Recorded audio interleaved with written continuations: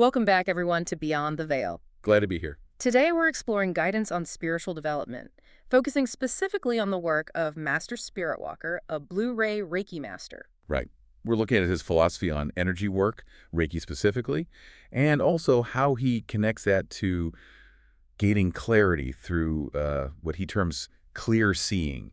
So we've got his core ideas on Reiki, what it can do, what it can't do, and how that fits into the services offered, like psychic readings. Exactly.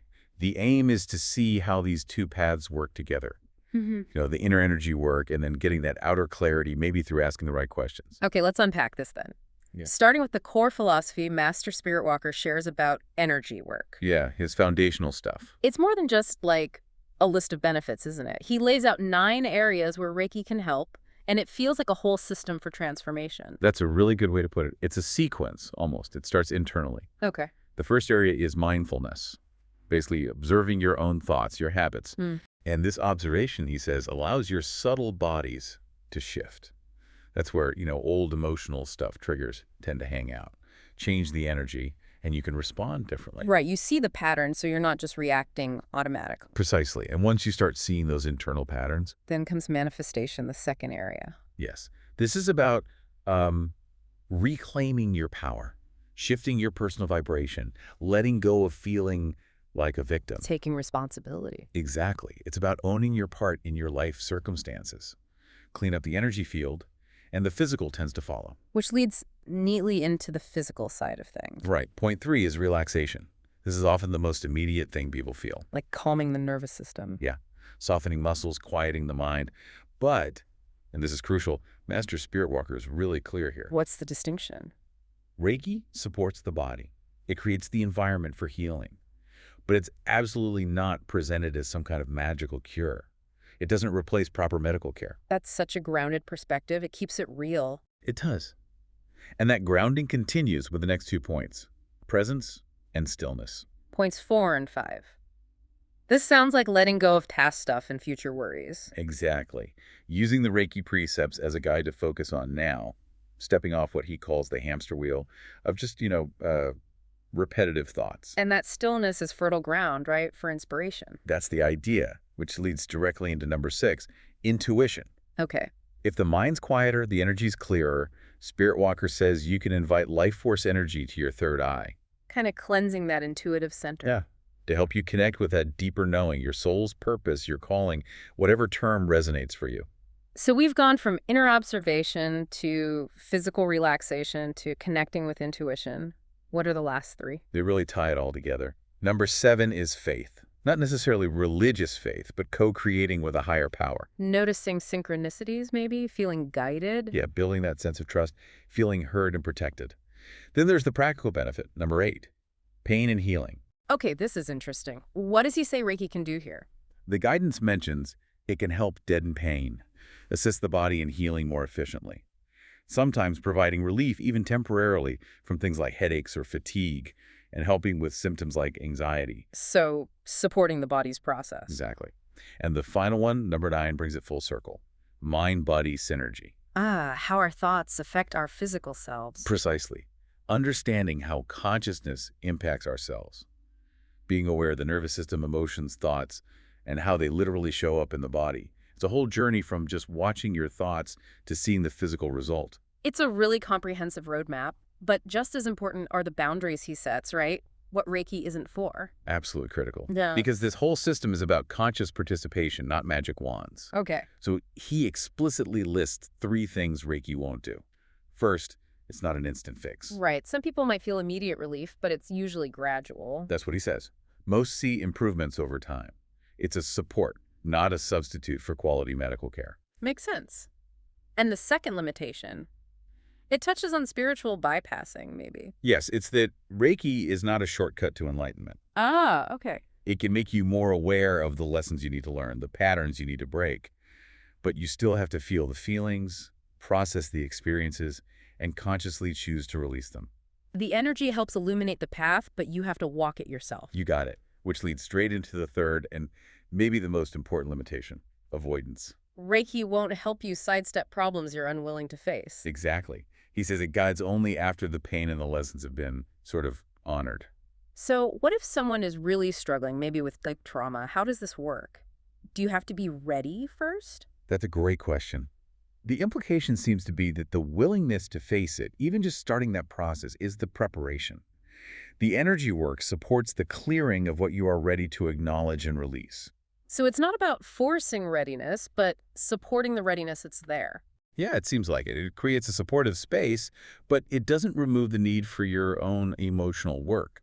Okay, so if growth means active participation, not avoidance, then actively seeking clarity makes sense as the next step. Hmm. Which brings us to Master Spiritwalker's other focus, the clear seeing part, offered through Starseed Psychics, Right. And it's interesting, this isn't just him working alone. Starseed Psychics is part of a bigger picture, nomadic enterprises. which includes things like Starseed Press. Yeah, and others. They position themselves as a whole sanctuary for guidance and healing.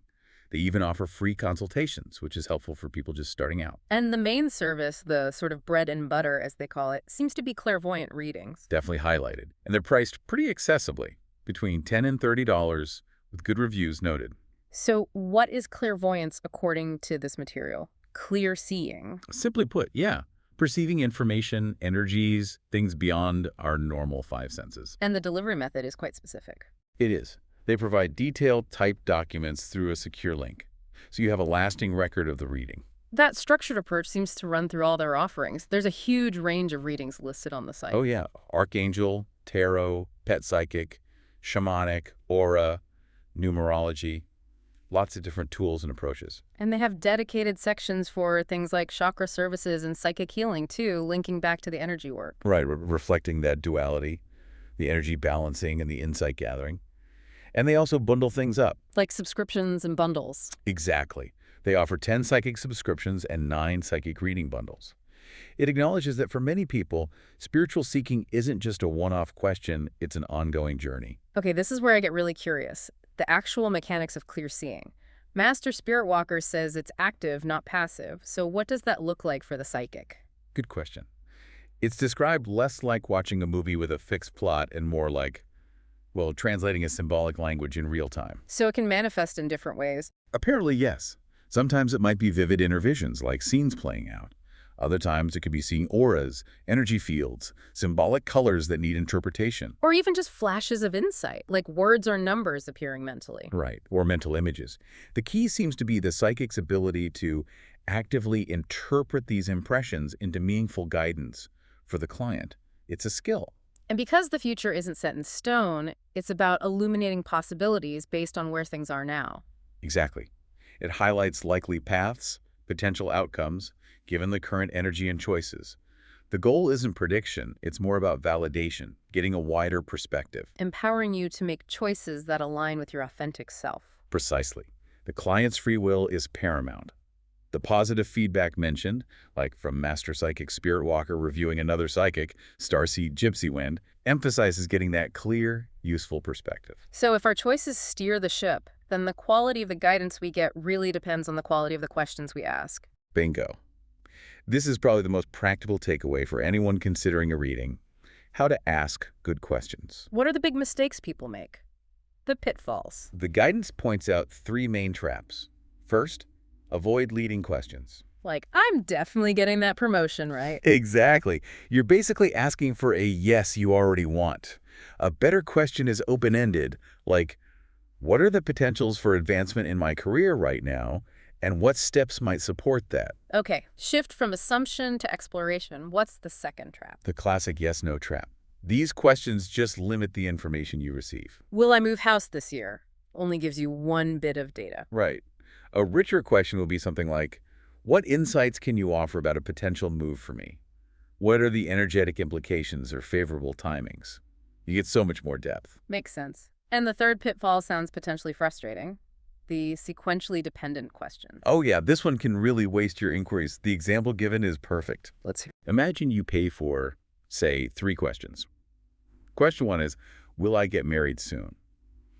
If the psychic gets a clear no. Then question 2, if yes, who will it be, is totally pointless. Exactly. You've wasted a question. The advice is crystal clear.